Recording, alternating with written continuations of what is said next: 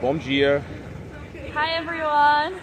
What's up, guys? This is Mulatto Vanguard. I'm over here in Rio de Janeiro, Brazil, and Copacabana, as you can see behind me here. You see that? Yep, in the Sugarloaf Mountain. My head is in the way. Let's see how I can do this, maneuver this. There we go, right there. And this is my good friend, Beatriz. Hello everyone, my name is Beatriz Bueno. I'm from Brazil. I am a researcher here in Brazil about Parditude, that is multiracial experience here, and we will share with you a lot of conversations that we have here in Rio de Janeiro. It was very nice. We made that connection about mulatto experience in the United States and here in Brazil. So let's talk a lot. Look at this place, it's very beautiful. We got the favelas right here. Yeah. I really like the optics, the scenery from this rooftop. It's really picturesque and beautiful. So stay tuned, guys. We'll catch you later. Ciao. What's going on, everybody? We're back. I'm here with my good friend Beatriz. And so today we want to talk about Pardo people in Brazil and mulatto people in the United States and how we relate to one another, some of the commonalities between both of us, and representation in general. Not only just representation, but building bridges with people, connecting with people around the world, people outside of our own neighborhood or our own nation or country, and basically extending our hand and seeing how we can become allies. What are our similarities? What are our problems? How can we find solutions? And so that's what we're going to talk about today, and a lot more. So firstly, what's up, Beatriz? Hi everyone. How he said, my name is Beatriz, and I am studying Parditude in the academy here in Brazil. I'm very thankful to be here. Thank you very much to come here, to come to Brazil, and then we have this opportunity to talk about our experience. So let's go to the questions. Nice. I got a whole list of questions here. I'm super excited I've been trying to do this for a while, to talk to her, because she's very knowledgeable and definitely inspirational. I was telling her that yesterday. Looking at her work, her material, how she's organized, how she presents herself. She's bilingual, Portuguese, English, and very fascinating, so it's definitely motivating. So the first question I have for you is, what is the concept of Parditude, and who are Pardo people? Okay, let's go. That's a question that I always answer because it's a new concept, and I am starting my studies at the academy. So I am building this concept from the zero, because here in Brazil, first I will explain what it means Pardo. I will try to make this translation that is not totally possible, but I need you to understand that Pardo in Brazil, it means brown, but it's an specific kind of brown, like light brown, So here in Portuguese, here in Brazil and Portugal, we have different words to talk about the color, and brown in Pardo, it's light brown. And this category here in Brazil, we have mulatto people in there, but we have another kind of mixing people, because here in Brazil, the base of our society is white people from Portugal, indigenous, natives from here, and black people. So Pardo is a categories, right? Configuration. A configuration that we have all these mixed people because they have in common this color. In Brazil, it's very common in our culture to look at the race and talk about the colors. So here in the sense, the categories, they are black, yellow, white, pardo, that means light brown, and indigenous, they are the only name, the only word in the sense that is not a color, but is a culture, an ethnic word. And who are Pardo here in Brazil? Are these mixed people, but it's very important to understand that here in Brazil we have mixing since the start of the colonization. So we are a really mixed society. So Pardo, I describe like these people that live ambiguous experience, you know, because here in Brazil we have some mixed people that they are from multiracial families, but the phenotype don't make people recognize them as mixed, because the phenotype is almost white or almost black. So these people don't live this ambiguous experience. They don't live this challenge that Pardos live, that sometimes we are kicked to white, and sometimes we are kicked to black, and sometimes we are kicked, they saying that we are nothing, that we don't have culture, that we don't have roots, you know. So it's very interesting to look, because in our family, the most part of the families here in Brazil, they are multiracial, especially in the normal society, like the common people, you know. Sure. And the highest classes of society, they are most white, you know, and they don't mix. But the popular people, they are very mixed, and the families are very multiracial. And in a multiracial family, sometimes the sons of an interracial couple, they can see themselves like black, like white, like Pardo, because of the phenotype, you know. So it's very interesting and very we have a lot of opportunity to study about that, because I will answer other questions here, because to explain Parditude, I have to say a lot of things. Yeah, That here in Brazil, how we have this mixing since from the beginning of the colonization, it was never a question try to segregate us, try to apart us, you know. Yeah, keep us separate. Yeah. Keep us separate. And it was very common in our culture to recognize mixed people, recognize and give names. So we have mulatto here, because mulatto is not just from Hispanic, it's from Latin languages in general. So Sure. Portuguese have the same word, mulatta and mulatto. We were this here. We use this word here. And we have caboclo, to mix from white and indigenous. We have the word cafuso, to talk about mixed from native and black. And we have jussara. It means you're mixed from the tree, white, black, and indigenous. And now in Brazil we have more and more mixing with Asian, you know. And we don't create these names yet, because the base of our society is white, indigenous, and black. But in one moment, in one point of our history, the world started to talk about, you know, scientific racism. Okay. This part of our history in the world. Yeah. And in this moment, in the last century, Brazil became popular in the world like a country that doesn't have any racism, just because we mixed. Right. We are mixed. And this mentality, do you have this word, mentality? Yeah. Oh yeah. This mentality make us losing power, this power to fight against racism, because we have racism here. And I always like to do this comparison that with sexism. Sexism exists in our society. Sure. In the, I forgot how to say, Ocidente, Oriente. Do you know that? No. Do you know that? I'm not sure.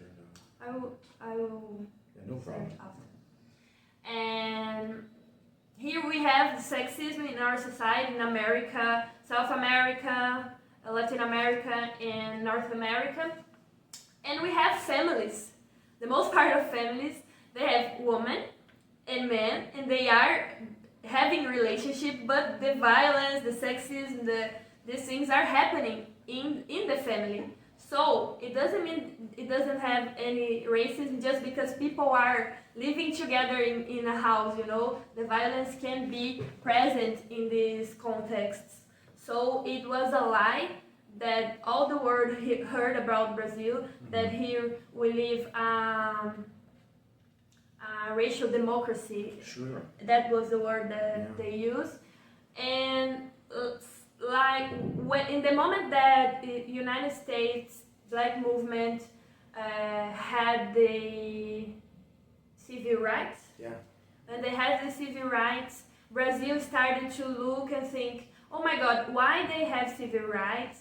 And here in Brazil, we don't have a strong Black movement. We don't think about racism. We don't fight for our rights.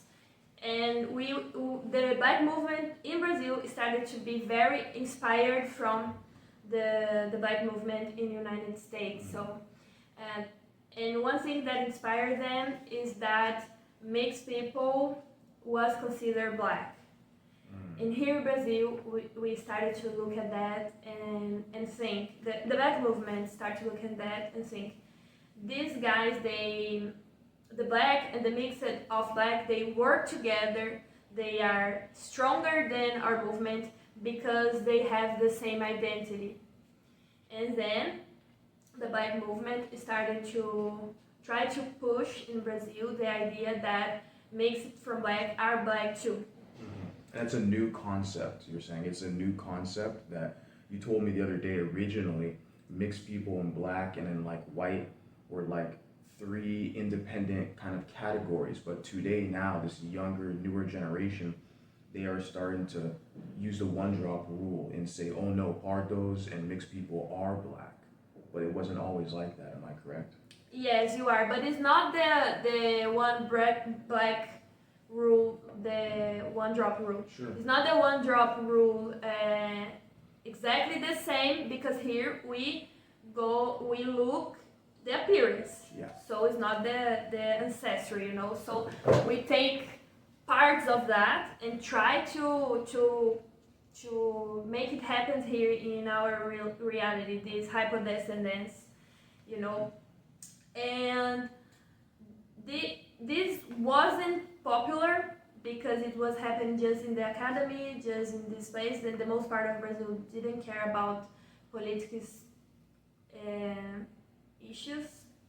Brazil, I think we have, it was something that I didn't say to you yet, but here in Brazil, we have the same mentality that our colonizers had.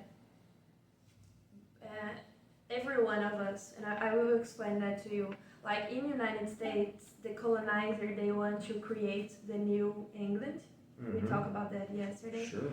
And they go with the power to fight for them, to create a great society, you know.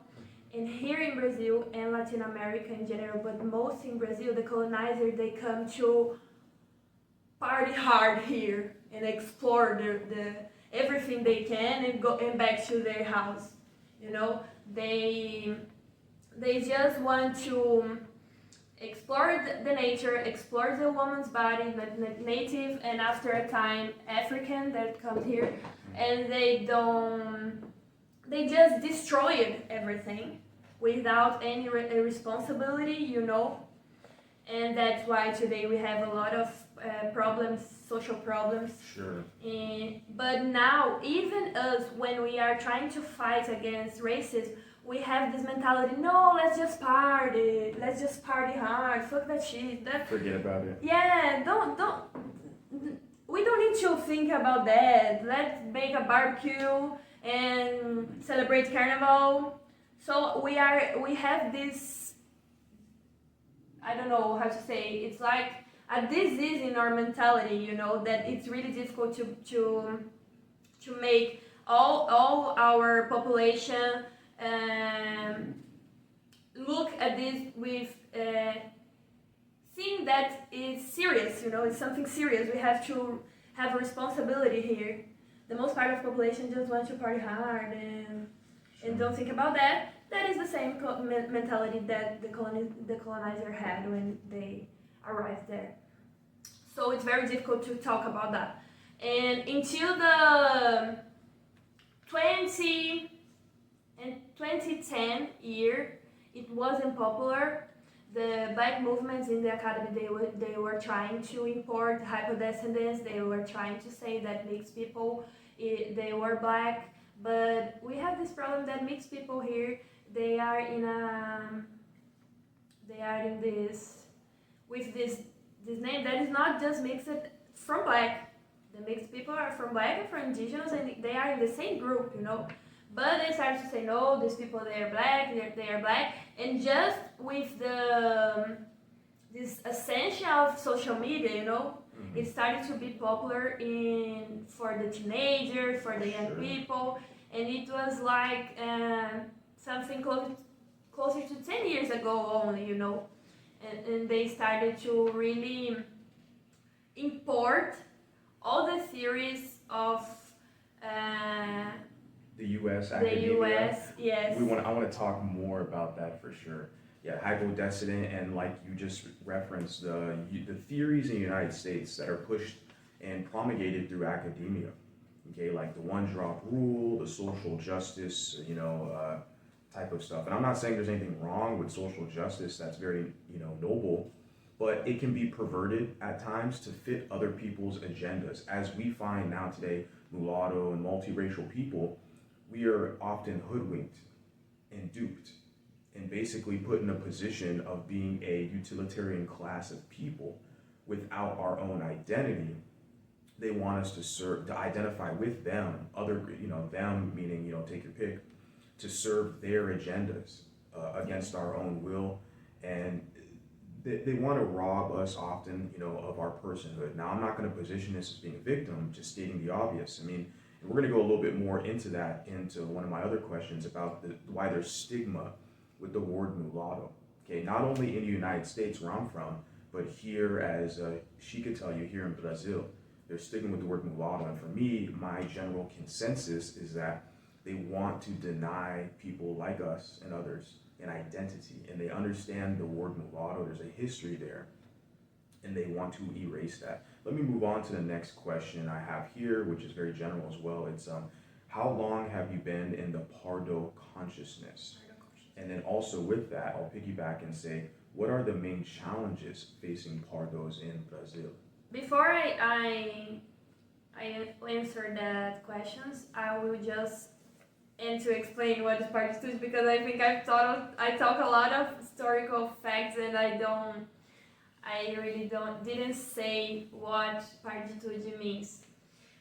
Parditude it's a new concept because here in Brazil we have multiracial movements in the right. They're old, you know. They have some history in the right. They say Brazil is mixed country. They defend that, but they defend that racism doesn't exist. You know, they are against the politics to give us our rights. They say that's bullshit, and they say that everyone is mixed in Brazil. They don't make this. Which is not true, right? It's not true. Not true, yeah. They don't look at these specific situations that we live. So this is the old way to talk about multiraciality here in Brazil. And then we have this ascension of the black movement in Brazil, trying to say that every mixed person is black too, and trying to import this binary race system. You know, you see a lot of certs that are published nowadays. They just put black and white, like Brazil just have black and white, and this is a lot. There's Asian, you know, people. Yeah, there's a lot of kind of people, a but lot of different kinds of people. They publish a lot of research just showing black and white, and black is just the another, you know. Here it's crazy. But I understand that the intention of black movement in Brazil, it was a good intention. They were trying to give us a place, because mixed people here in Brazil, we experience racism, but people never recognize that. So it was the way they find being inspired by United States, because we have this situation. We were this Colonial, the place it was colonized. Yes. Colonial in Portuguese. Mm-hmm. We were a colony of exploration, so we have this habit in our culture that we give the nature the matéria-prima, we say that. We give them our gold, we give them our sugar, we give them our resources, and they give us a way to live, theories. And so we have this problem to create theories here in Brazil about Brazil without this all influence, because this story being explored for so long, we have this problem to create our own theories, our own histories, our own movements, So I don't think black movement is bad in Brazil because they are trying to import that. They're just trying to help. And the first is the intention I talk, because today we have a lot of crazy things, but I think the first intention, it was a good intention, and they really want to help. They really want to make us proud to be Afro-descendant, because here in Brazil we were taught that our Afro part is the best things that we have to hide. So I understand what they made. So, but Parditude tries now to balance this. I am talking about multiracial experience here, but I'm not talking that racism doesn't exist. I'm saying that mixed people exist, and I'm saying that we have to fight racism, But I have a big challenge today here in Brazil, because black movements, they think I am, what I'm doing is not good. They think I am defending these whitening plans in Brazil, because we had that sure. In our history. I will talk more later. Yeah, definitely. And they can't just sit and hear what I'm talking, what I'm saying, that no, we have to be together to fight racism in society. I know that. But I want to do this saying that I am what I am, just that. But they don't understand, so it's very difficult to discuss. But I created this concept because it's my way to say I will study the multiracial experience, but I won't go ahead with these whitening plans, with the idea of the democracy, the racial democracy that it was shared to all the world, So it's a new way to look at mixed people in Brazil, because here in Brazil, in our history, they just look to mix it, to try to whiten the society, and to say that racism doesn't exist here, and don't have any responsibility about repairing these things, So this is Parditude. And that's why it's a new concept, because here we just have people studying negritude, it means black experience, sure. Or branquitude, it means white experience and racism they do, but we don't have anyone to study Parditude, it means Pardo experience, brown experience. Nice. So and when I say no, I want to study brown experience, to study multiracial families, how racism work in the routine, in your own house. It's a lot of violence that we suffer there, and there are not studies about that. Right. People discuss miscegenation is good, miscegenation is bad, but they don't talk about our experience, mixed experience. They just are always thinking, mixed.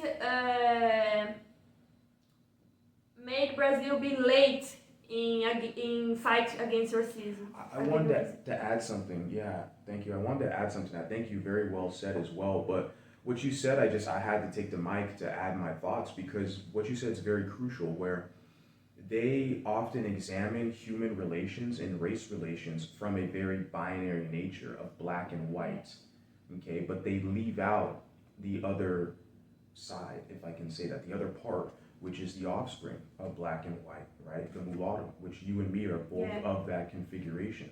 And so we often get left out, and that's the unfortunate part. And I just wanted to basically give you your flowers, which I have been doing the past several days, and congratulate you. Definitely admirable, because what you're doing is you're giving people a voice. You see that there's a void there, that people, Pardos, they need a voice. And that everybody talks about blackness or whiteness, but they're not talking really about Pardo people.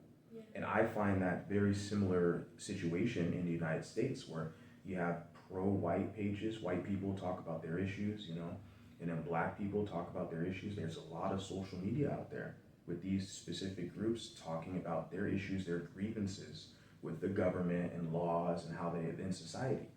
But where's the voice for people like me, right? I didn't see it out there. So I had to create social media to give myself a voice. And it's a beautiful thing. And so, yeah, I kind of wanted to ask as well, basically, how long have you been in the Pardo consciousness? How many years? And then how did you find me ultimately? Because you messaged me, you found me on Instagram.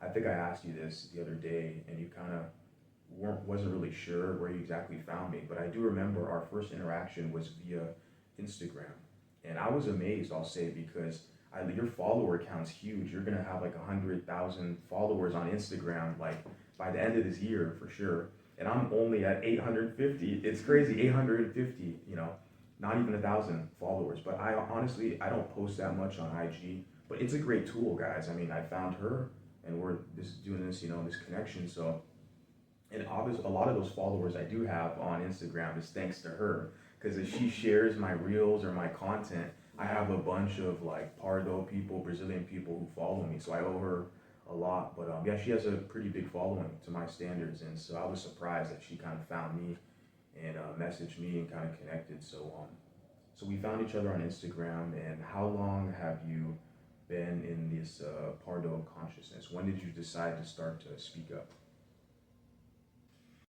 So let's go.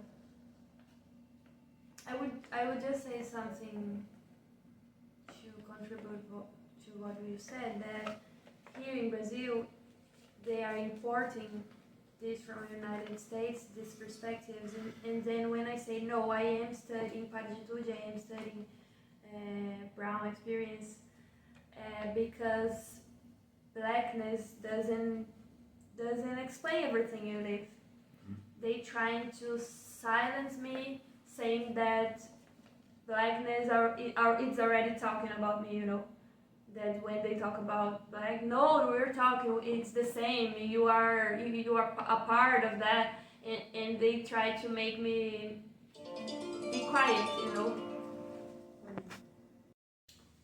So how long I've been? I started to study these racial things in general when I was 15 years old on high school, and it was the first time I saw this series that they were saying that Pardo doesn't exist and Pardo are black, and that we had to stop to talk Pardo and started to say that we were black because it was good, because it was powerful to us, and we had to do this.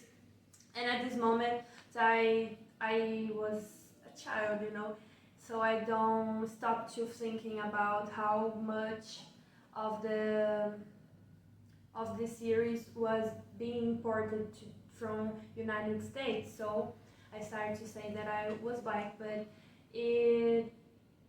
I doesn't spend so long time with this affirming that I was black, because in something like 3 years, when I was 18, it happened the first time someone said that I was white, and how I never had in my life an experience closer to white people here in Brazil.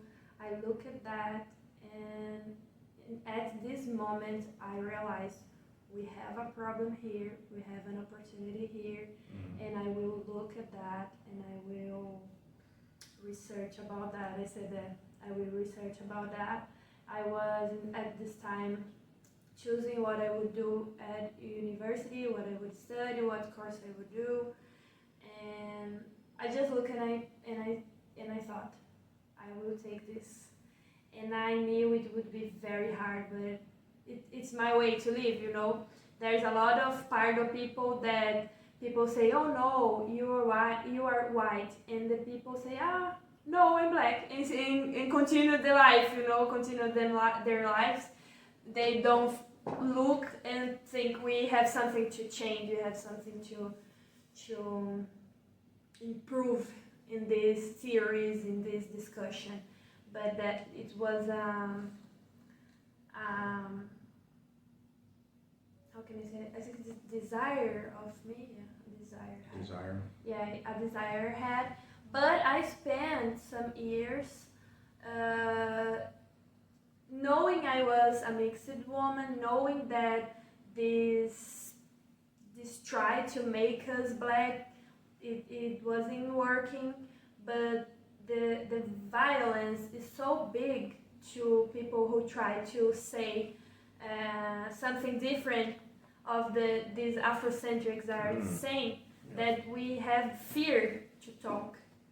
So people have fear to follow me. People have fear to talk that they like my work. Sure. People have fear in the university to be excluded, to be treated bad, to be, you know, it's difficult. So I spent some time thinking about that, reading some things, but I didn't have the courage to talk about that.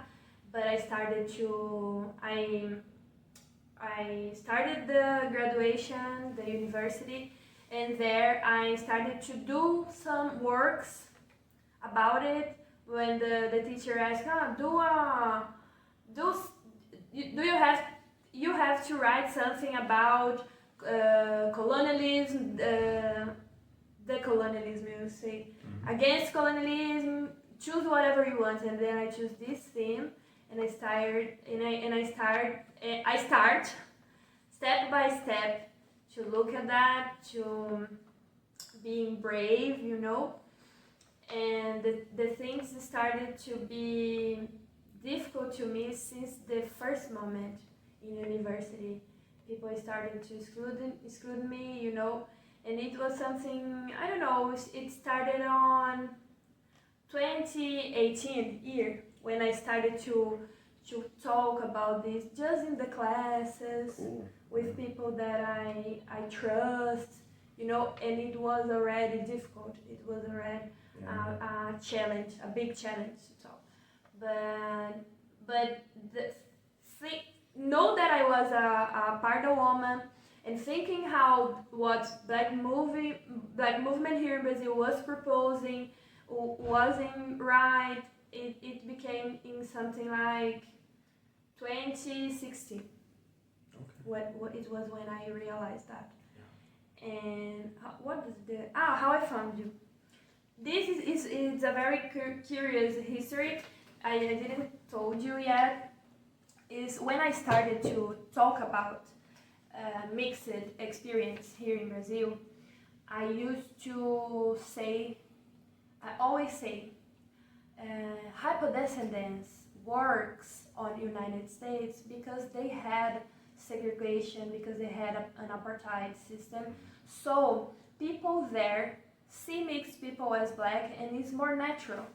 But here in Brazil, we don't see this naturally, and we can't do this here because our history is different. We identify mixed since always, so we won't do it. And I was always repeating, in United States it works, in United States it works, in United States they don't have a problem with that. All the mixed people, they are happy to be identified as black, like Zendaya, like, you know, we think that it was a reality. And one day I was in my searches in a night and I found Reginald Daniel, that is a teacher. He died 2 years ago, but he teaches in California University. Okay, yeah. There's a lot of schools and universities in California. Yeah, it was in California. And I read for the first time the word multiracial in English, you know. Because here in Brazil we don't, now I'm using my work, but here in Brazil we say mixed. We don't say multiracial, but it's a word that makes sense. So I am bringing that is multiracial in Portuguese. Sure. And I read multiracial experience in the United States. So was like awakening, you know, this moment that my head opened and I said, oh my God, no, they are not, the whole population there is not completely satisfied with this one drop rule, with this system. There are people there, they are thinking about this. And it was a very, very important moment to me because it was the time that I was thinking I was planning to start to talk about that in social media. But it was very hard. You have no idea. Yeah. I lost nights, I don't know how to say this in English, but in Portuguese we say lost sleep nights, you know, when you same say in nights. English, yeah. It was hard to sleep, lost nights of sleep. Yeah, because I was thinking, oh my God, if I talk about that, oh my God. And the first time I talked, I suffered an attack of the people of my university.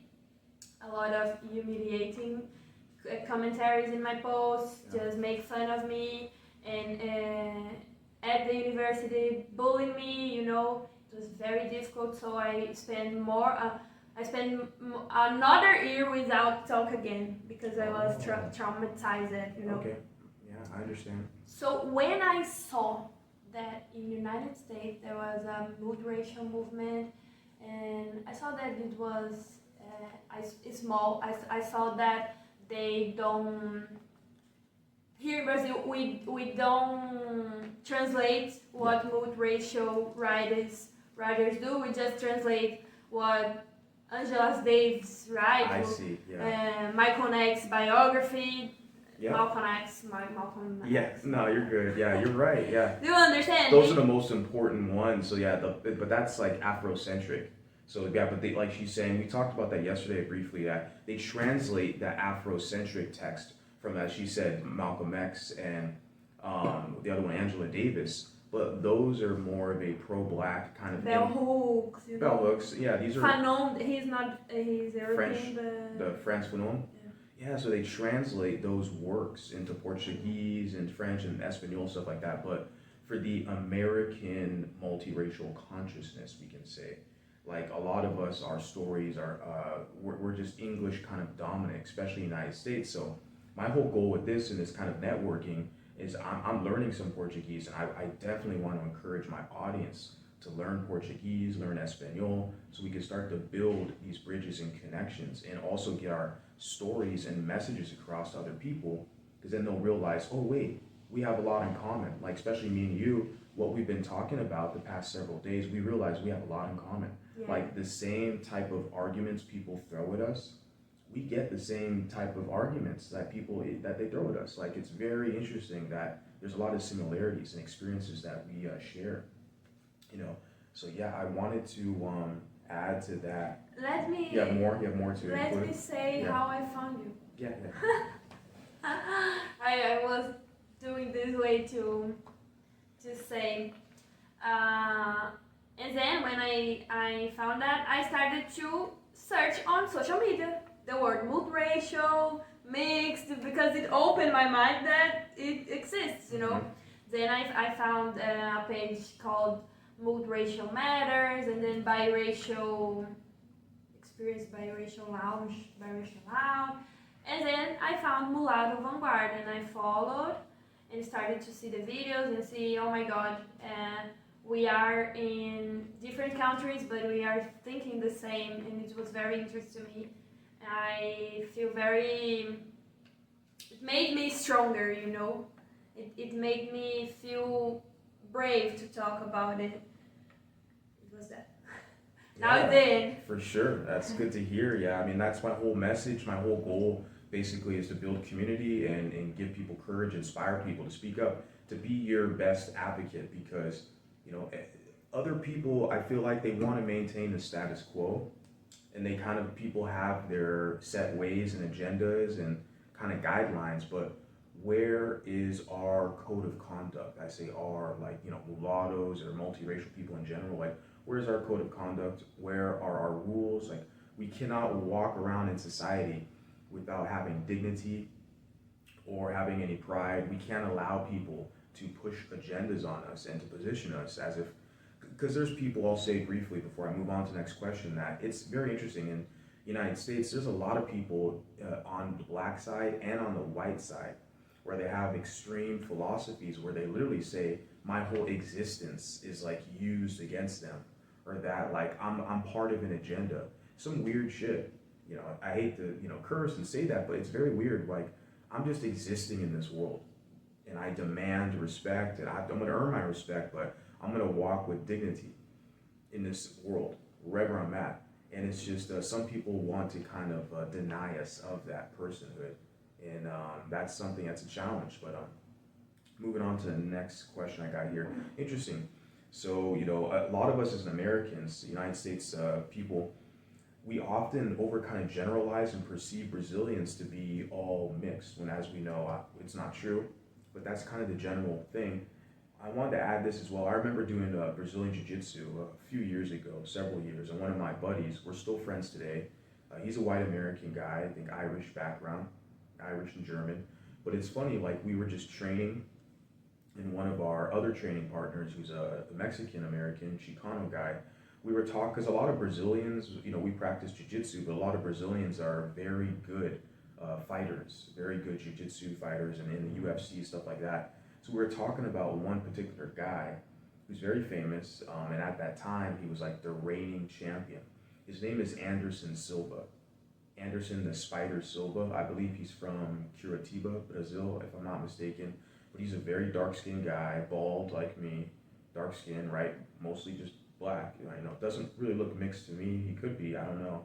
But we were talking with my friends there in training, and the white guy was basically saying, oh, well, Anderson Silva, he's Brazilian, he's not black. And I'm bringing that up now to think to myself, remember, it's like, it's interesting. It's like, you can be black, dark skin. Like Anderson Silva has the same skin complexion as Michael Jordan. They're both bald. You could put them both side by side. They kind of look the same, their phenotype, but because Anderson Silva's Brazilian, there's even white Americans and Latino Americans. I had another friend, a Chicano, who made another comment saying that, oh, well, he's Brazilian, he's not black, it's different. So I'm sitting there, the racial thing's very weird, because people kind of just make up the rules as they go along, and they'll pick and choose like who's a part of what group and that group. And I'm just bringing that up because it's very interesting. I would have to ask my friend about that and get further clarification for why he thought this individual is like, oh, he's Brazilian, he's not black. I mean, I'm guessing he's probably saying, well, he's not black American or something, which is obvious. He's a Brazilian guy, but I don't know. I don't know if the question, it's not really a question. It was just a statement, because it's just, it's mind-boggling. I wanted to bring it up since I have you here, and also my audience, if they're listening, they can put a comment to provide some clarification, because it's weird, like with this one-drop rule shit, where they'll look at a mixed person like a Zendaya or something and say, oh, she's black. But then they'll look at someone who's from another country, like Anderson Silva, who's very dark-skinned, African phenotype, and they'll say, well, he's Brazilian, he's not. It's like, what? Like, there's no consistency, so interesting. Let me talk a bit about that. This is related to the imperialism. Sure, yeah. Imperialism in United States, you know, because they. So let's go. This mentality is related to American domination in the world, you know. North American domination in the world, you know. Because they think, the white people in America, they think the our people that are white here in Brazil, they are not white. They think only they are white. But white, it seems that you are white. Race systems is about appearance and where you came from. And we have here in Brazil people who came from Europe and they are white. You know, but how United States dominate the language, dominate they are nowadays the philosophies also. The philosophies, they say white is just them, and black, the black people started to think about that. You said that it was a white guy that said that, but black Afro-Americans, they say that too. They say that Latin Americans, Afro-Latin, they aren't black, and they are black. So I think they are distorting the reality just to make their experience be superior from us, because they have this sense of superiority, and I think it is a mistake, because being Brazilian, it means you born in Brazil, and it doesn't say what race you are. It says the place that you live. You know, it's totally different. The concept of race and the concept that where you born. In the United States, you have a lot of different races, but they are all Americans, you know. But have this culture that say the original Americans are just who are descended from British people, and this is imperialism. This is colonialism, you know. So Anderson Silva is black here. He's totally black, and without questions, you know. You know who he is, right? Yeah. He's very famous. I know. Yeah. I know him. Yeah, definitely. Just wanted to throw that in there because, you know, why not? And yeah, so obviously a couple other questions. Before I get into one of the main ones was about the pro-black phase, which a lot of us multiracial people, mixed people have been through that phase. We went through the pro-black phase. But before I get into that, talk a little bit more about the Pardo movement, and what do you want to see from the Pardo movement moving forward with your work, and perhaps looking at other influencers and content creators? Where would you like to see the movement, the collective consciousness of Pardos go towards, say, the next 5 or 10 years? And also on that, where do you see the Pardo movement going? What are some of the main difficulties getting other Pardo people on the same page or working together? So where do you see it going in the future? And what are the difficulties with Pardo people working together? Let me see. We have a lot of work to do here in Brazil, thinking about Pardo movement, you know, because we don't have pride. We are one part of our life we want to be white, and now we want to be black, to be accepting this movement. We don't have representation, and now we have a law that say that we are black, and this law was created in 2010. Wow. 2010. So they created that, and we have to change that. And I believe my study with friends that are starting to researching about that in academy and agreeing with me, the first time we have to do is change this law. But people think that why I want to change this law, I want to break, to finish the rights we have now with this law, because this is the same law that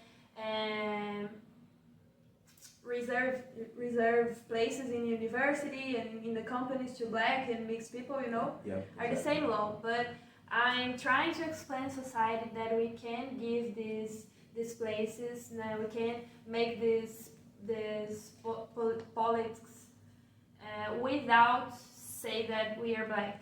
But nowadays people just don't understand that. They think that I am trying to separate people. So we have a long way, a long road to people understand what I'm talking, because they don't understand. The most part of people don't understand. They're thinking that I am bringing something from the past to say Brazil is mixed, so it doesn't matter racial discussion here because everybody's mixed, so don't talk about that. And I think I have this road people really understand. I am writing a book, and I think this book will change a lot of things because people will really, they will They'll connect with your message. Yeah. They will read what I say and understand what I'm thinking, what I'm proposing with this storytelling very good, you know, since the start, and they will see that I understand what they are trying to do, that I studied what they were trying to do, and that I'm not against them. I'm just trying to bring something new to how can I say this word? Something to improve, not to fight against them, you know. I want to improve the theories, I want to bring more perspectives, but I understand the history of Black movement, what they do matter to our reality, and how we really have this that was a good thing that now we have this law because we have the reservation of the places to Black and I see. and mixed people, you know. So the book will change a lot of things, and I think that one day what arrives, it will be translated to other countries, you know, and that we will, not just in Brazil but in the world, really build this mixed consciousness, you know. Yeah. The other question was what? I Definitely. forgot. Yeah, basically you answered the question, both of them. I mean, basically, where do you see the movement going forward? And you basically already said you just want to raise the consciousness. Your book will help inspire people, but also I talked about, or I asked the difficulties getting other Pardo people kind of working together on the same page. It seems like you guys are already working, I'll just add. Seems like a lot of the Pardo people from my observation are already working together very effectively. Like I'm in a group, a Facebook group, shout out to them, and their Pardo Mestico Facebook group, and they seem to be working together really fine. So there's already a lot of cohesion I see, and I don't speak Portuguese, so you know, a little bit learning, but I have to translate everything, all the text there on Facebook. But they invited me into the group, and so I'm observing some of their kind of arguments and what their dialogues and stuff. So it's very interesting. So I do see a lot of Pardos, they're working together, especially with her. She's like their main influencer, giving people a voice, which is really great. And so yeah, I was just saying, because you obviously you're more well acquainted with this, your work thing. So from your perspective, do you see any difficulties with other Pardo people working together? Before I hand you the mic, I'll give my example of mulattoes in America, where I see the difficulties, you know, with people, mulattoes working together. Because I've been doing this type of content for a couple of years now, I think 2022, if I'm not mistaken, is when I officially kind of started with the branding and just, you know, speaking my voice. And so with us mulatto Americans, there's kind of a lack of code and cohesion. A lot of mulatto Americans are, once they find this type of content, my content and others, they are kind of having a shatter of their psyche. They're re-questioning their reality. Their brain is getting kind of calibrated with all the mental circuitry because they've been programmed to identify as Black. They've been hoodwinked and coerced, you know, to identify as Black, and then they see Black people pushing them out of their circles. They want to get closer to Black people and identify with them, their culture, and Black people are pushing them out. So a lot of mulattoes are in this awkward kind of quandary, this situation, and they don't know where to go.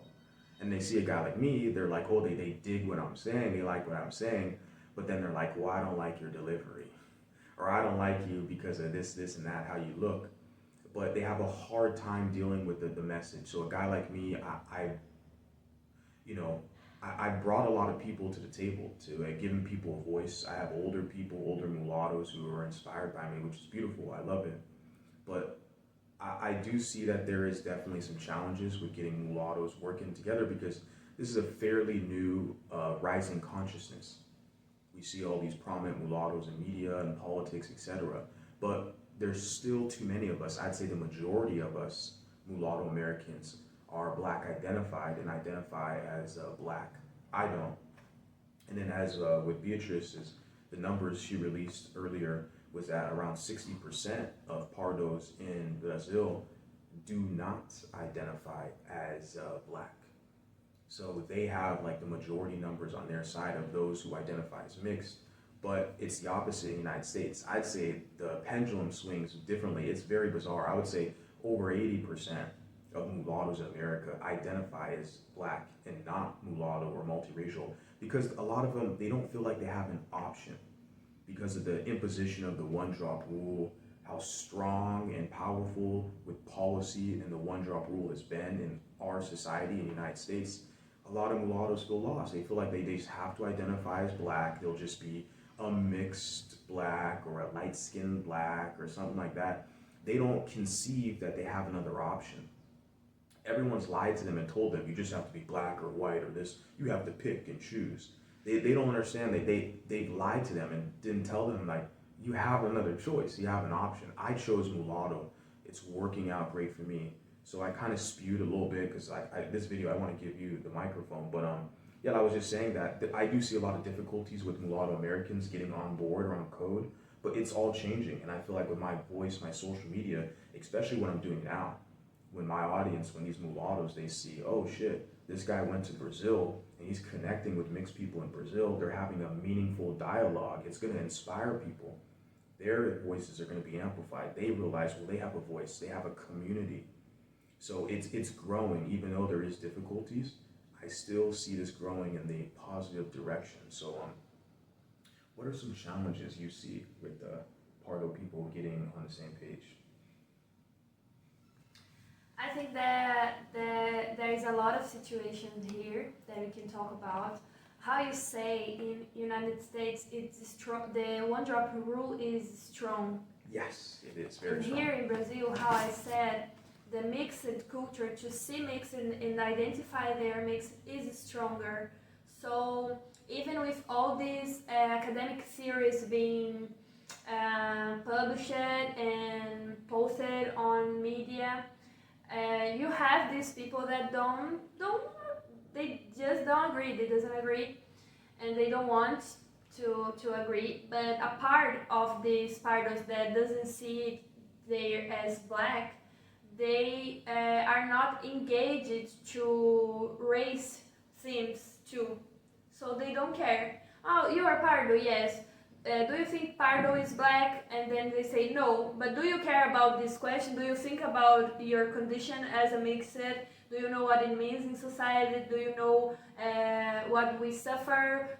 Do you know what we need of rights? They don't know, they don't care, you know. So part of the Pardos, they are like this, they are not engaged and they don't care about that.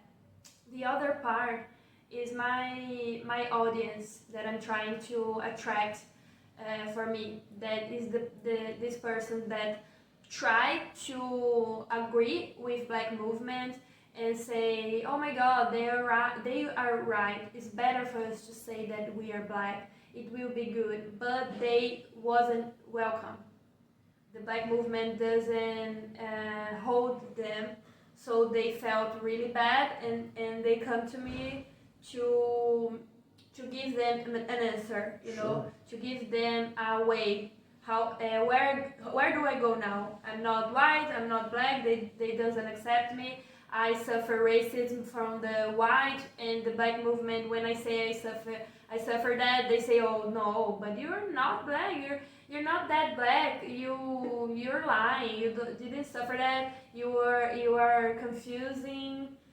So they feel really bad about that, and they come to me and they find me, they search on internet, and they are dead. But that is another group that is the most critical situation here.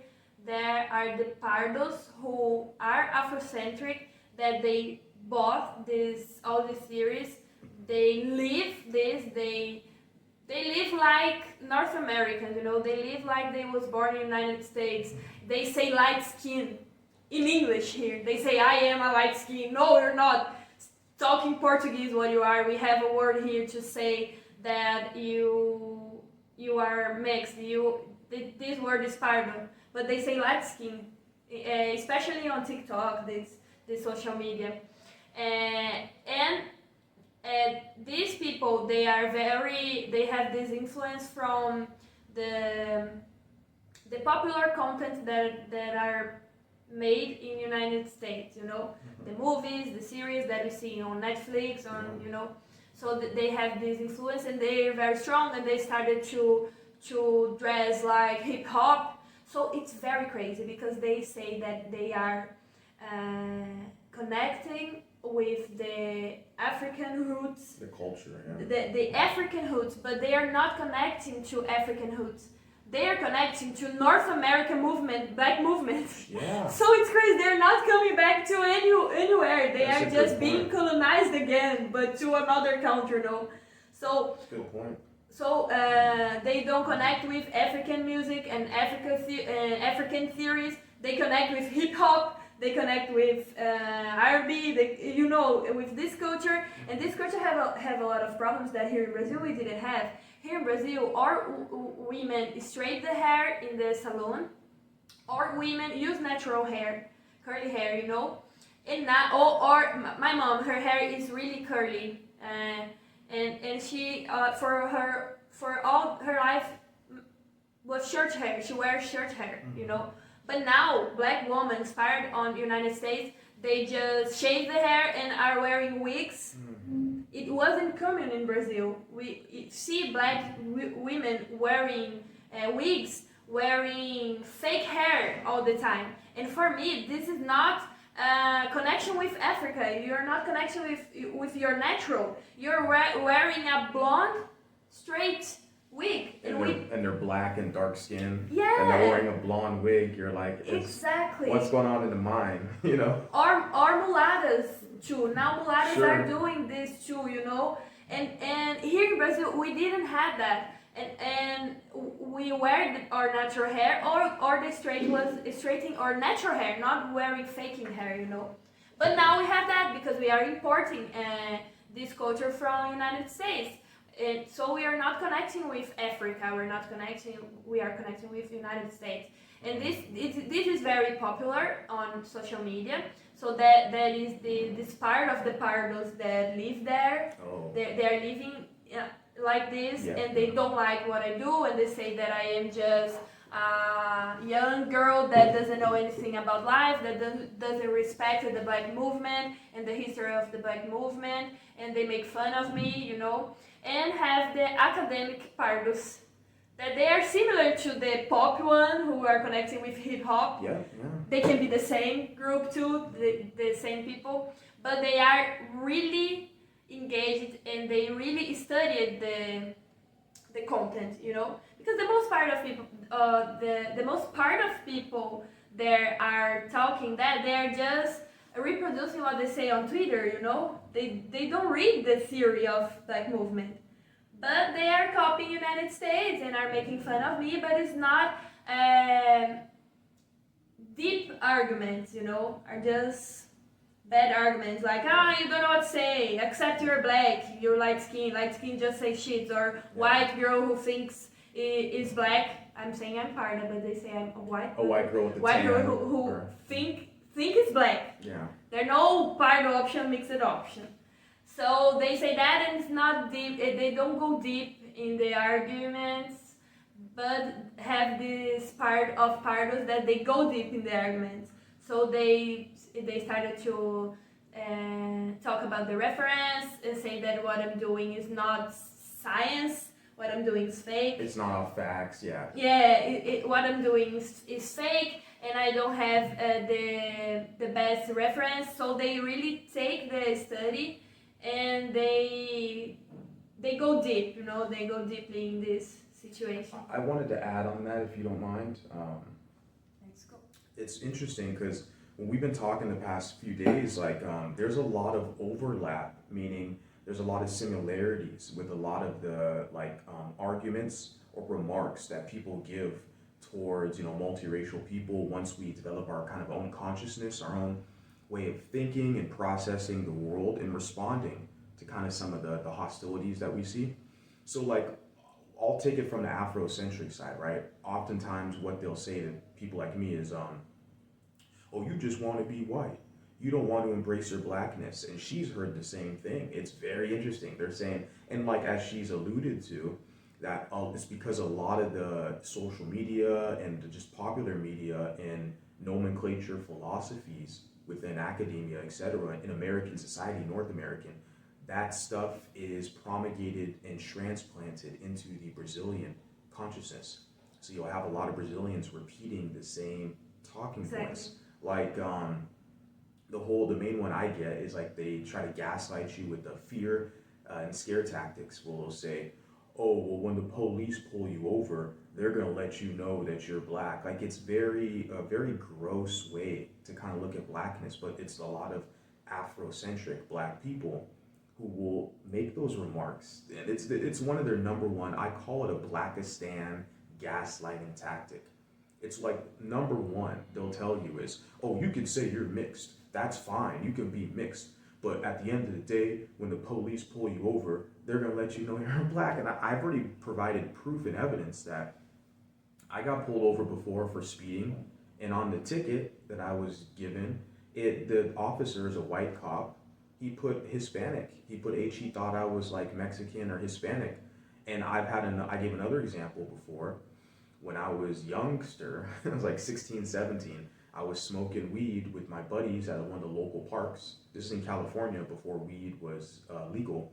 And I got pulled over. I didn't get a ticket, but he made me squash my weed, my herb in my pocket. And I was hanging out with all these white guys, and then I remember the cop was a white cop. He asked me, he's like, wait, are you black or what are you? They don't ask black people, what are you? See, there's no confusion. See, they only ask ambiguous people, well, wait, how do you identify, what are you? So these are two interactions I give people. I tell them about with cops. So it destroys that whole argument about the cops or the police, that once they see you, they're gonna look at you as black. It's bullshit. What if we get a black cop and they treat us like crud because we're mixed, or they want to punk a mixed person? I'm just saying that argument, that gaslighting tactic, because that's the main one we get in the United States. And Beatriz is telling me that she's gotten it here in Brazil, that they have the similar kind of remarks to basically invalidate you, to say your opinion doesn't matter, oh, you just want to be white, or you don't accept your blackness, or the police are going to remind you that you're black. So, and they're not challenging you or critiquing you in an academic manner. They're basically trying to dissuade you using scare tactics, fear tactics, and also gaslighting you with a lot of silliness as well. I get a lot of comments I just chuckle at, because I get a lot of stupid, silly comments. And I'm mentioning, like I said, the Afrocentric point, because it seems to be on social media, we get the most engagement. You could say from our haters or whatnot, would be from my observation, it's been Afrocentrics are no, you have to identify with us and be in our group so we could use you, but there is the white side that looks at us and has fear of us, because as she was stating, that in Brazil there's a lot of the black movements who will push propaganda to say that, well, it's an agenda for mixed people to kind of whiten up Brazil. And I've heard that before, even before talking to you, from black extremists in the United States. They talk about Dominican Republic, which is a very mixed nation, and Brazil. There's a black extremist, I think his name was the Irritated Genie. He's a very, loudmouth black extremist in America, United States, and he said that before. Oh, they have a whole concept in Brazil where they want to whiten up the blacks. So they use that as an agenda. But what I'm saying is that there's also another part of that, and that's where I see where it's not a lot, but there's the group, of white people who are pro-white, who will say that mulattoes are basically a representation to weaken the white race. So it's serious implications when you're an individual like me who analyzes, observes this information, and you're sitting here well, shit, I have heritage from both of these groups. I represent a whole unique blend in my position that's independent from the two parent groups, but in order for mulattoes moving forward to be our own group and people, we have to be our own parents. And so that's primarily what I represent. But it's a conversation we could have for hours and hours. But yeah, I want to move on to, because we talked about how there's common, like I said, remarks, you know, with pro-blacks will say, you just don't embrace your blackness, or the police can tell you it's black. But what me and you, mixed people, what we have both experienced is common for a lot of us is what we call colloquially the pro-black phase. I talked with her about this yesterday because I was like, oh, we have to talk about this because it's very common for us. We're mixed people. We go through a pro-black phase when we're trying to, mature and develop our identity. And we have, because she's biracial just as I am, and different kind of configurations, but for the most part, we're very similar. And so, like, we're taking our parents', knowledge and inspiration and love and support, and we're trying to find sense in the world and who we are and how we belong. And it can be a little challenging for us. We're as we've matured as into adults, we're trying to, solve this, and I think we're doing a good job. But what I want to say is the pro-black phase. A lot of us is very common in the United States, and I talk to mulatto Americans, we all understand that. The pro-black phase is when you're in a point in your life where you are more pro-black. You get more in tune with African culture, African traditions and customs, and black people, African people. You're navigating their circles more. You're more like fighting for racial justice for black people. A lot of us have experienced that. She's experienced that as well. So I'm going to hand the mic over to her so she could talk about that, because a lot of us, we have had the pro-black phase. It's a very interesting phenomenon. A lot more of us have to express. So please tell me about your pro-black phase that you had, kind of briefly. So let's go. This phase that I lived in my life, it was very important to me because how he said here in Brazil we had in the past, in the last century, in the same time that we had the racial democracy, people saying that here it was a racial democracy, we had this plan to whitening the population, and the government make easy to Europeans to come to Brazil because the racist theories started to say that Brazil doesn't work in talking about our economy, that because we were dark, it was a too dark society. So they started to bring these Europeans, and we already had in our culture, because of this colonizing, this thought that white is good and black is bad. So if you're mixed, you will always be compared, and people will always look at you and think, if you're light, it's good, it's better, you're beautiful, and if you're dark, it's like the 2 points that are opposite, and the mixed people are in the middle, always being comparing. And the one challenge that mixed people live here in Brazil is that we suffer racism, but we were unconscious about that, Yeah.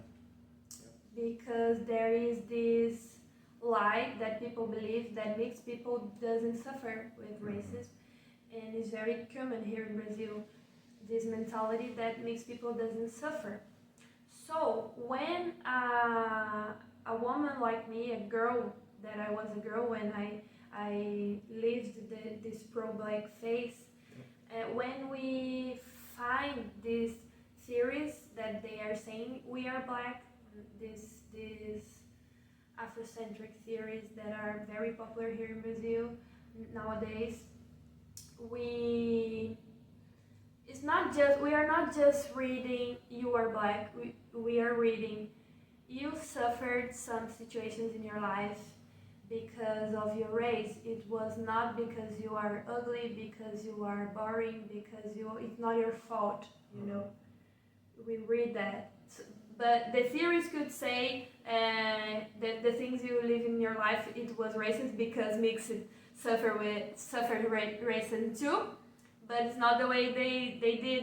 They did, if you suffer, you are black. It's the same mentality that the argument about the cops, you know. If you suffer racism, it's because you're black, and not a lot of racial diversity can suffer with racism. And I think this is very offensive to black people. Believe that being black is suffer violence, you know, police violence and other violence. So here in Brazil, the stronger argument to try to bring this theory that mixed are black is mixed suffer with racism. So if you talk to an Afrocentric person and you ask, but why Pardo are black?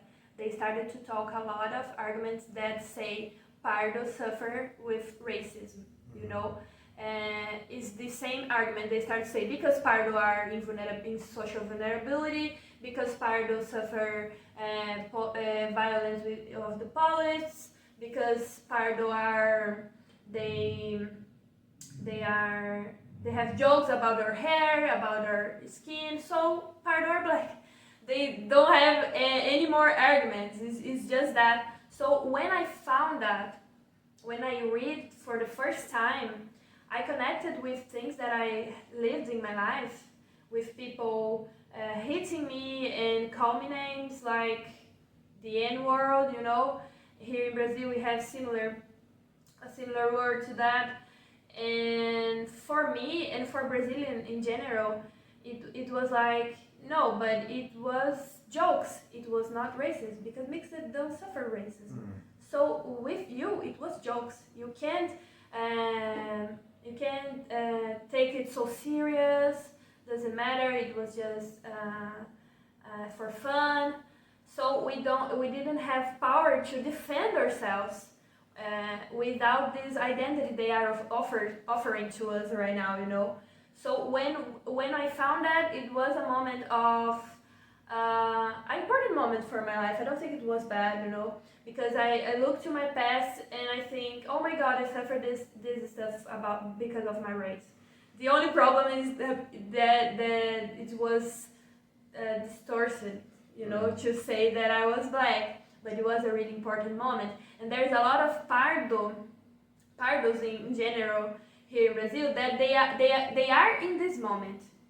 They are in this moment that they read that and it heals something inside them, you know. It connected something inside them. They understand all violence they suffered, and they feel allowed to connect to the African part, you know.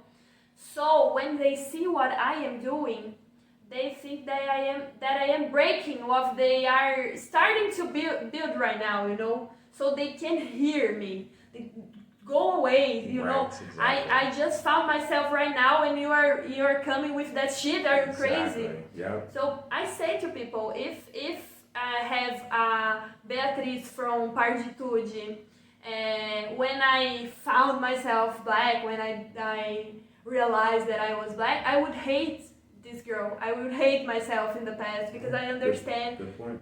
I understand this process of healing, you know. Exactly. And I am touching their pain. I am talking about things that it's very sensitive for us, you know.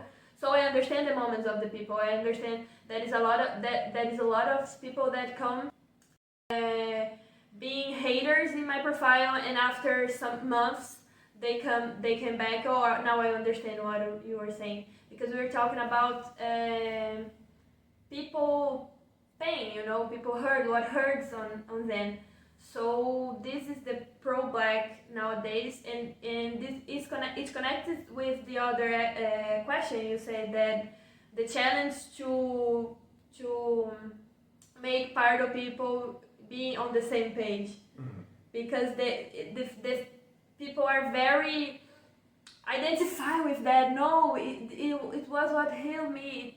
It's healing me, it was what explained me why I suffered this violence. So don't take it off of me, you know. Right, exactly. You understand? Yeah, precisely. Like, it's because it's they're having what they call like a I lost the word, but it's because they found a sense of purpose and belonging with identifying as black. They found their calling and purpose. So when they see someone like you or even me with a like opposing view or a different way of thinking, it's hard for them to have that paradigm shift, to shift their mindset. So they block out the information. No, I don't want to hear it, because they've already found their home.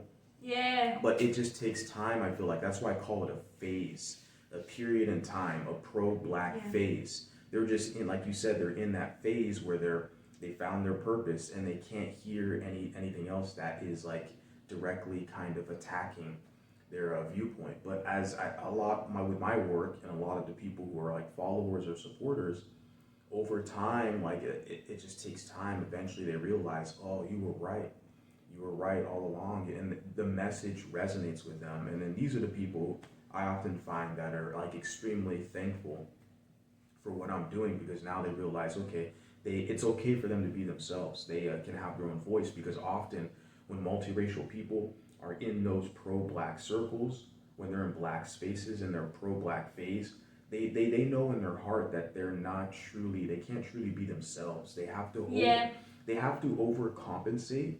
They have to do more to appease black people. They'll be like, well, you're mixed, you don't experience the same racism as me. I'm dark skinned, I'm a real black. So I experience the real racism. So they'll invalidate you, and it makes people feel a certain way. They have to like prove themselves continuously. Because if they don't do that, black people are gonna push them out and outgroup them and say, oh, well, you got a white mom, you're not even really black, or this or that. Like, it's a constant theme, and it's a cycle that repeats itself. And so I got out of that when I realized, I had my epiphany moment. I was like, there is no positive kind of ending to this scenario. This is a situation where they want to use me, and then I get nothing in return. It's not a fair trade, not a fair partnership. It's not a real sense of community and belonging. So it's very interesting. Very similar to Brazil. I would ask you to, let's go. You want to go further back? All right, so I have a couple more questions I wanted to ask you. Very important ones. We kind of, touched upon it yesterday during our, private, personal dialogues. It's funny because it wasn't really so private. Some of the stuff we were talking about in the Uber or in the public, like waiting area or eating lunch, it's like, oh, we're talking about this kind of racial topics, which is controversial, and we're kind of oblivious to the people around us who could be tuning in. And I know I kind of got some looks from the English, speakers, but I was like, oh, this is kind of, touchy topics, but we were having a good time, and we definitely covered a lot, talked about a lot. So what I wanted to ask you is, what's your experience with the stigma of the word mulatto? Now, Beatriz here just basically informed me that here in Brazil, in like the 1970s, that decade, there was actually a course that people could take, females, a private course to how to be a mulatta. And it wasn't just the aesthetic, but it was also the behavior and stuff like that. So she just informed me right now, like a minute ago, there was an actual course here on how to be a mulatta. Very interesting, but there's a lot of stigma with the word mulatto. And I branded myself, Mulatto Vanguard, because I want to bring the word mulatto back into the public consciousness, because the ultra specificity of mulatto is important. Because oftentimes my detractors, what they'll say is, well, we're all mixed race. There's no such thing as mixed race. We're all a little mixed. And then they'll always say is, well, there's different other races. There's different biracial. It's not just black and white. What about those ones? And it's like, well, look, and I always reply, and of course they're always quiet when I reply. I tell them, mulatto is ultra specific. This is a blend, the harmony between European and African. And we have existed for centuries. And this is precisely why I feel like the word is important, and I want to destigmatize the word mulatto, because it's tied to our history. We've been existing for centuries, and we can look back into the history, just like with Beatriz, you just told me right now. In Brazil, they literally had courses for mulatto women to be a mulatta. So that's part of the history that we can draw from. It's tied into our identity, learning about the past, how we can improve ourselves and move forward for a better future. So I want to talk to you about the stigmatization of mulatto in Brazil. And I'll just say firstly, that because in America, there's a lot of stigma with it, the word. It's seen as a bad word.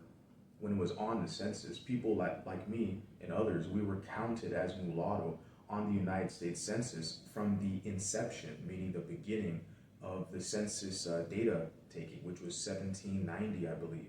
So over 200 years ago. But they removed the mulatto category in 1930, United States Census. They basically, the imposition of the one-drop rule. The one-drop rule it started in 1924 in the United States, so 100 years ago. And then when the census, the new calculating questionnaires came out for the year 1930, they removed the mulatto category. So they put mulattoes into blackness, and it was by design, by the policies in the United States to basically neutralize us as a group. Neither here or there. So there's a lot of stigma with the word mulatto, even though there's a long history, it's all in the text.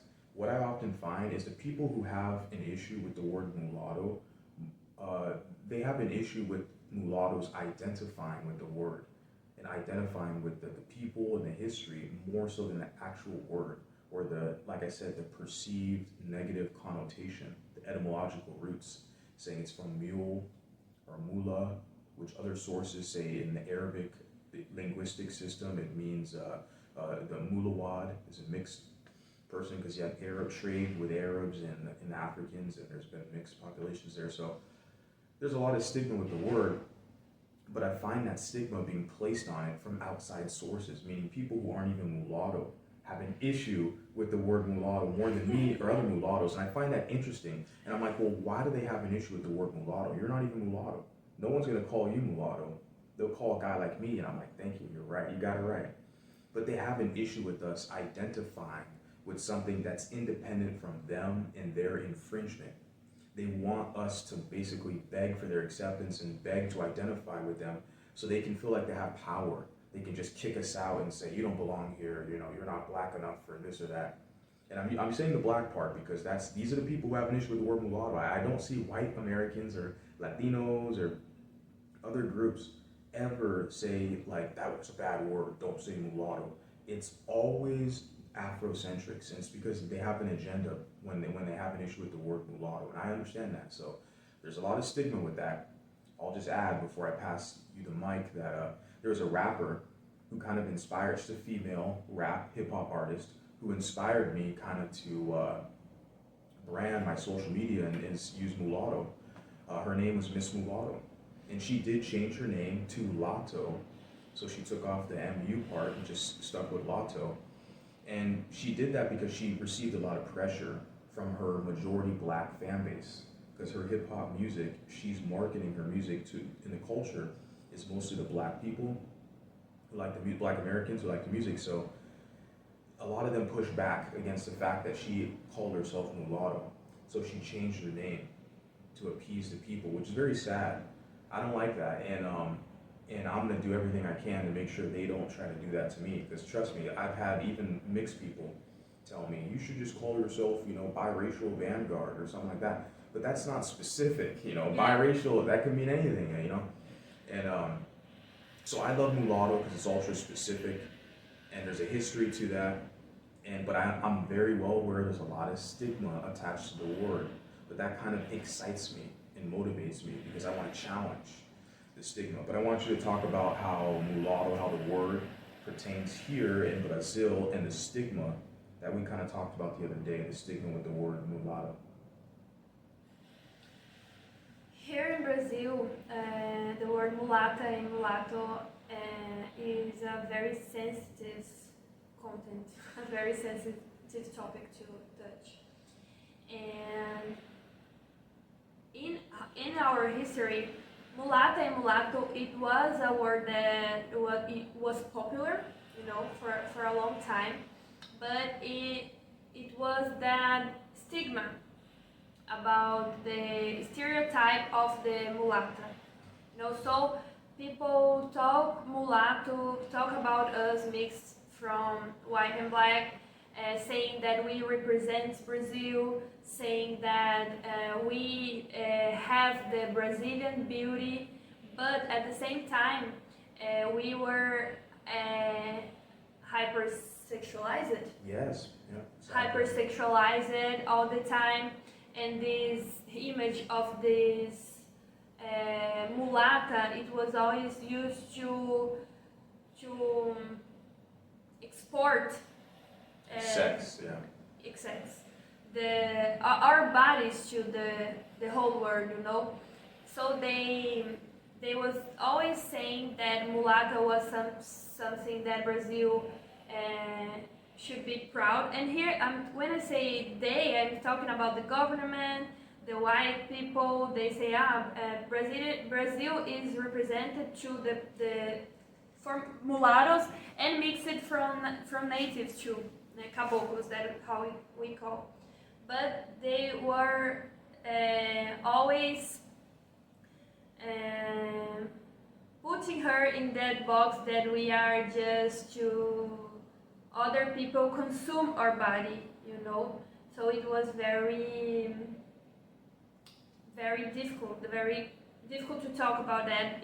Nowadays, the word mulatto and mulatta, you see them just in pornography, you know, in porn videos, porn websites. I want to add something there. So, but you're saying that you're seeing like the title mulatta in like adult content, but that's in the Portuguese language, right?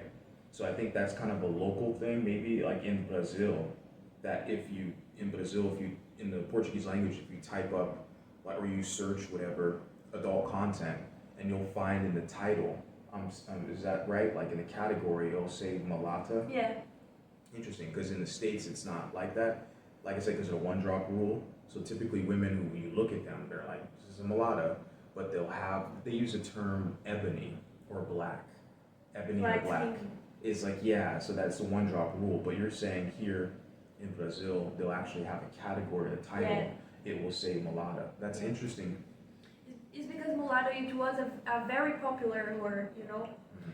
And one time, the Black movement started to identify that this word brings this stereotype about the Brazilian woman. And we had books wrote here in Brazil that say that black women are to work, mulattas are to sex, and white woman to marriage. I've heard that before. That's crazy. I have heard that before. Yeah. Yeah, and that's the whole problem about this word. But then people started to say that this word is from mula, and they started to don't let people use this word anymore. But it's something very recent in our history, something like 10 years ago. The same moment that I'm saying that black movement started to be popular, you know. So what they say, you can't say mulatto or mulatta because this is from an animal. This word is from an animal. So you are animalizing, and you are not considered as human. And they do this. At the same time, they say we are black. But the point is, when we can't say the word mulatto, and now they're saying that we can't say the word pardo too. When you can, here they try to make us don't say any term that means that you're mixed. You don't have to say that. Is what they say. You know, we cannot talk about this. Stereotype? Stereotype. Yeah. If you don't give name to mixed people, how are you gonna talk about what we suffer that is different from black women? Because mixed women are more sexualized, and has more than the stereotype, but they propose that we change the word mulatto or mulatta to black. This is what they propose. And what I'm arguing here, and it's very difficult to talk about this word here, it's that the word doesn't come from mulus, it comes from mulatto, from Arab, and that I need a word to talk about my experience, you know, because black and mulatto is not the same thing.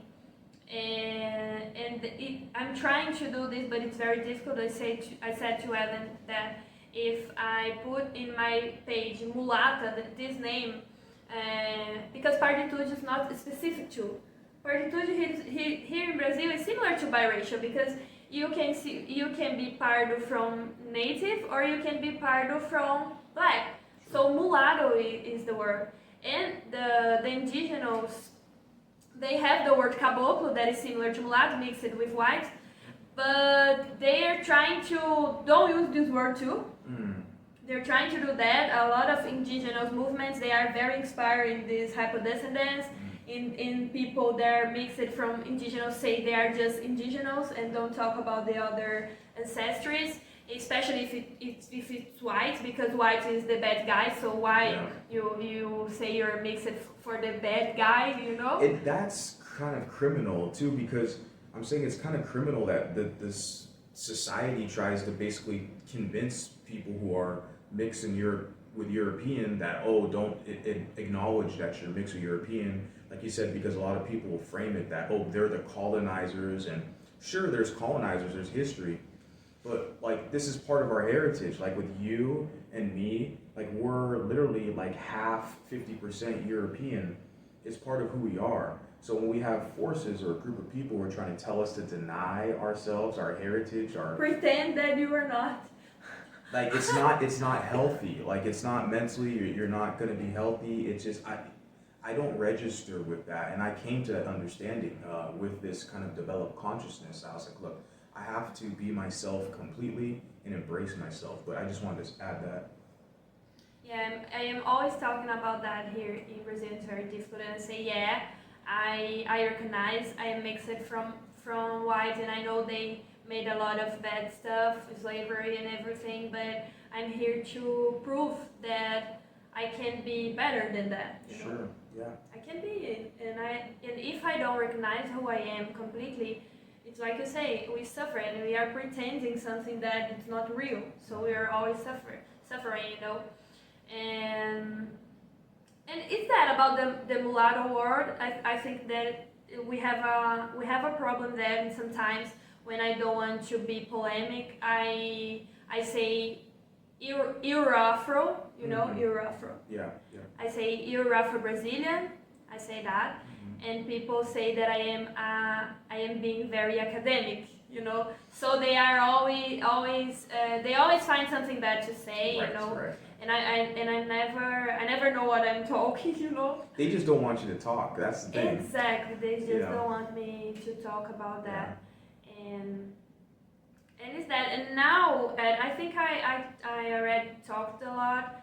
I want to hear you a bit more. I want you to talk about your mulatto experience there, and I want you to say to me that if it's like it seems for us here in Brazil, that in the United States everyone accepted really well the one-drop rule, and how is the reality of this one that don't want to stay saying they're black, how things are if you say you're mixed, how black people see that, how white people see that, and how you feel.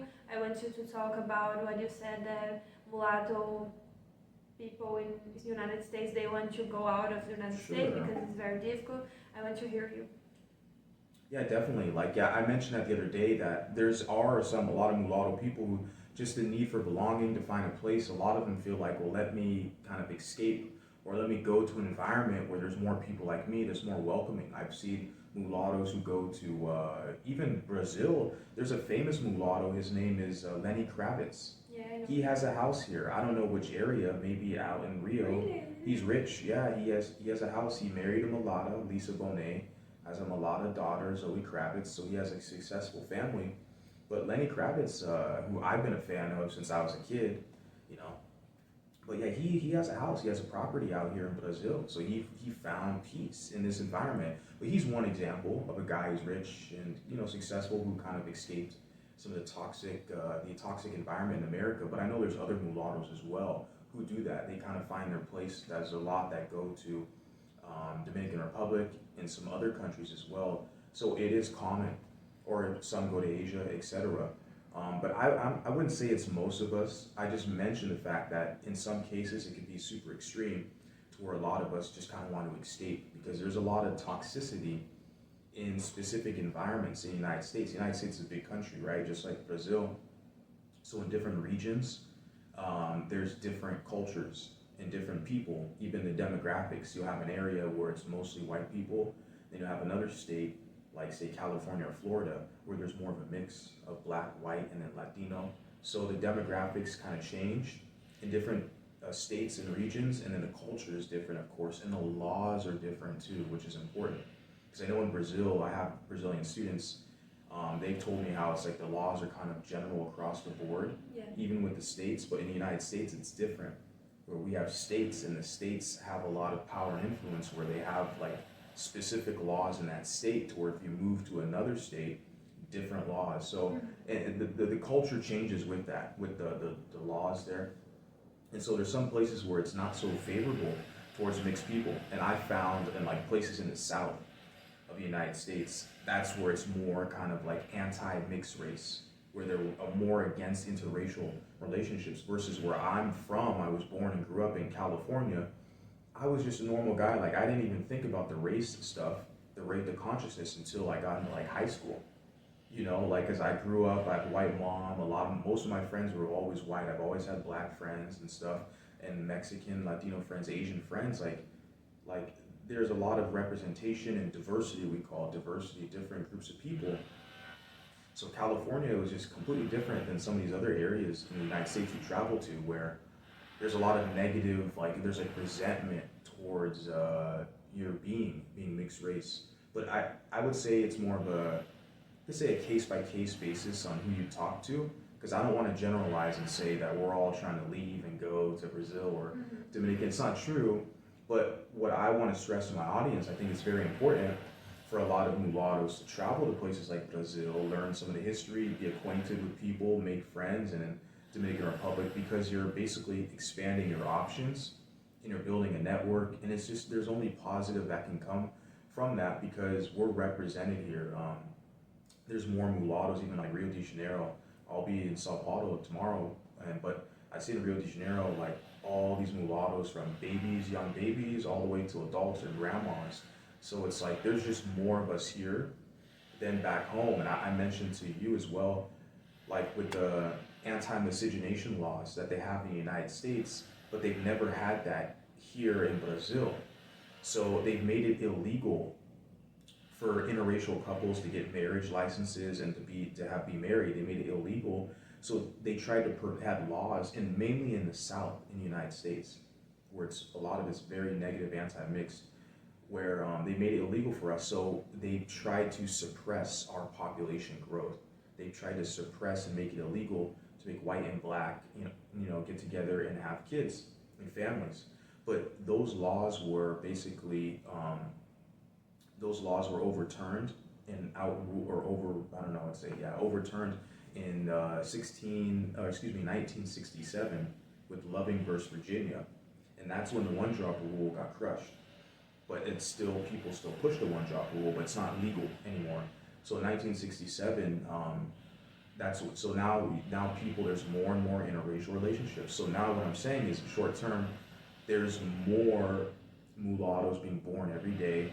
I see a lot more mulattoes in society, but they're represented in the younger generations now. Versus when I look at the older generations, I don't really see that many of us, because they represent a time when there were literally laws, segregation laws to keep separate, and it was illegal for black and white to get married. Like, there is a lot of strict policy in the United States, and it's pretty sad when you think about how the United States wants to represent itself as like for freedom and for justice and all this stuff, but they've made laws where it's illegal for a white and black to get married not that long ago. And they want people like me to think that like I'm wrong for being here, that it's like that I'm not healthy, that so like it does something like that type of energy. We're born, and mulattoes are oftentimes born into a situation where it's like it's a very tricky situation to deal with when you analyze like the racial dynamics in the United States and how there's a lot of people against us. And so that's why I advocate for people to look to other environments to see like how you see yourself being represented in everyday life. And it's normal for us. We not only can we kind of just blend in, but we're more normalized. We're not seen as a social pariah, I would say, like a problem or like an abomination. That's the extreme terms that people will say is you're an abomination or something. It's crazy. I kind of went on a tangent because there's a lot to talk about there, but with like because you asked me initially about my experience, mulattoes in America, how we're perceived, and that there's some mulattoes, like I said, who leave the country. There is, but it's kind of a case-by-case thing for sure. I like America. It's just finding my place in the right environment. And the past like few years, I've moved around a lot to different states, different areas, and testing out the environment, the market, and these different environments where I can become profitable and have like a lower, expense for like, for rent and lifestyle, etc. So it's just a journey through life. I think a lot of, and even though like I'm mulatto or mixed race, that's true, but I still have to perform. I still have to be confident and do a good job and connect with people. And I really appreciate what you said yesterday. We talked, towards the end of the evening, where you trying to convince your audience and inform them that even though you're Pardo, like you still have to be healthy. You still have to practice your mental health and meditate and do yoga and be a good person in society, regardless if you're mulatto or Pardo or whatever your ethnic or racial background is. You still have to do your best to be a good person. And I don't want to position myself to where it's like being mulatto is so hard, and because it's not. There's a gentleman who's actually from the Caribbean. He's a mixed guy. Shout out to him. He's from the Caribbean, and we had a discussion on my channel a couple times, and he said that to me as well. Like it's not hard being mixed, and I agree with him. I just think we're in a position now where we're finding this kind of space in a community where we can develop cohesion and we can share our stories. Like I'm sharing my story, you share your story all the time, and that's how we build connections with people. And it's really important for us to do that, Yeah. Yeah. And I would ask you another thing. Do you think in the future mulatto people will say they are mulatto more than now? I want to hear you about the future, about what you see in these new generations. Most definitely, and that's what gives me kind of hope and ambition as well. Is when I started making content and just speaking my mind, I knew that it was with the younger generation. They're going to be the ones who really are going to push this forward. I'm just amplifying my voice, giving people an option. I'm not special. And like I said, even with my name, the title, the brand, Mulatto Vanguard, inspiration Mulatto came from the rapper, Miss Mulatto. She's younger than me, at least a decade. She's like 10 years younger than me. So she does represent the Gen Z. We call it millennial. Mm-hmm. We break it down into like generations. Yeah, I know. What time period we know here. So yeah, I represent the millennials, and there's a lot of supporters, followers, and also in the Xer category, who are older than me. I have a lot of supporters, etc., from that generation. And I feel the largest disconnect with the boomer, the older generation, because the one-drop rule, to where it's like they just identify as black their whole life, and they're kind of stuck in their ways. I feel like if you're a millennial or younger, you might think a certain way for a time, but you can always change and adapt. So the older you get, the harder it is to do that. And but yeah, my inspiration I see with the younger people, I started analyzing social media trends.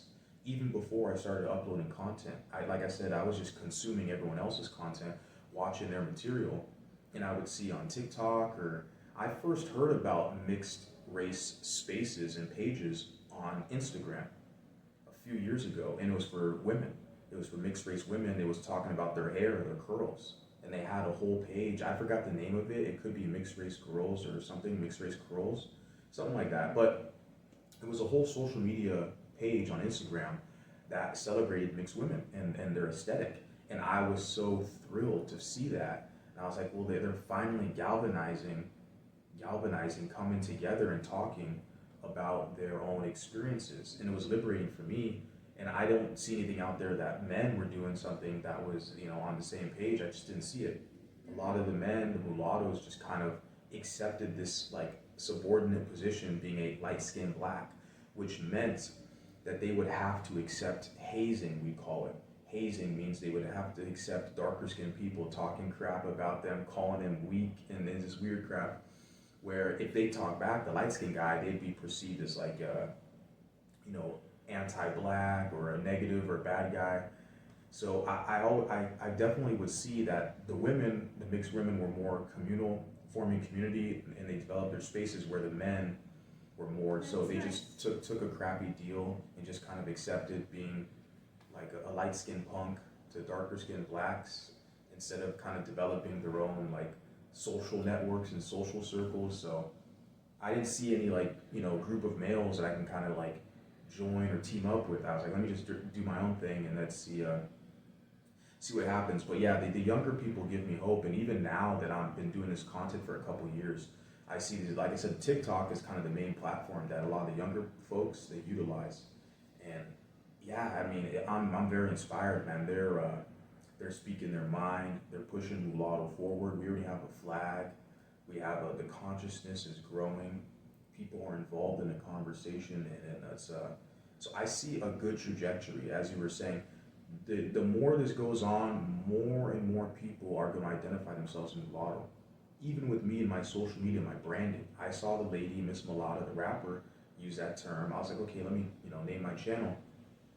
I'm seeing other YouTube channels pop up. I'm seeing other TikTok pages pop up, and Instagram and stuff, where people are put mulatto in their title. They identify as mulatto, and it's their title, their page. These are people my age, maybe a little older, even younger. It's only going to grow. That now they see enough people that do it, more people are going to catch on to it. And so the trajectory, the growth, it looks good from what I can see. All right. It's been a beautiful conversation. We went through a lot. We talked about a lot. We're going to talk about a lot more in the future too, because this is literally only the beginning. And it's an honor and blessing to meet Beatriz. Her hospitality has been wonderful. I mean, this was like the main central, agenda to come here to Brazil, was to meet Beatriz and to talk about this stuff. I mean, the past several days I get to learn so much about the Brazilian culture and the Pardo plight and etc. And it's been a really amazing experience here. So I'm so thankful to be able to do this, and I definitely want to encourage other people out there to pursue the similar actions, the same actions, to reach out to people. It's about building connections, building friendships, and connecting with the world, really. Because we might have different cultures and different laws in our countries, but as people of the earth, like, we can still connect with people and build relationships, and that's extremely positive. So I'm thankful for this opportunity. This is very meaningful, and I really hope that my audience gets a lot from this. Thank you very much, Adam. Thank you very much, everyone. I'm very happy to be here. Thank you to hear me. In the next year, I will start to produce content bilingual. I will put the English subtitles so you can read, you can understand, and I really want to do this connection, because we're mixed people, mulatto people, we are in the whole world, and you have to do this connection. So thank you very much. It was a very good conversation. Ciao. Ciao.